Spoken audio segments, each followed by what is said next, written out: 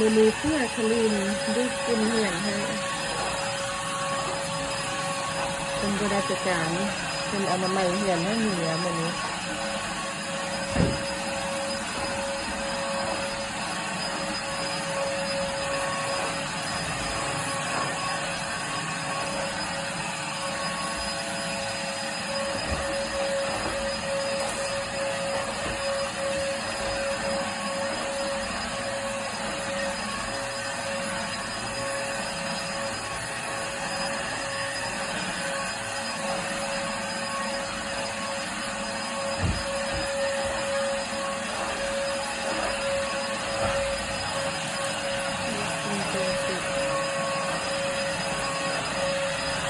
นี่จะบายบายเลย